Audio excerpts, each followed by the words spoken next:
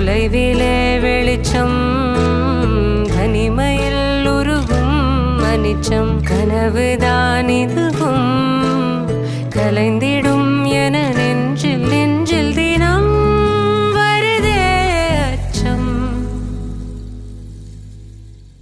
மேகதூதம் பாட வேண்டும் ஏனி மீது சாரல் வேண்டும் காளிதாசன் காண வேண்டும் வானவில் வரும்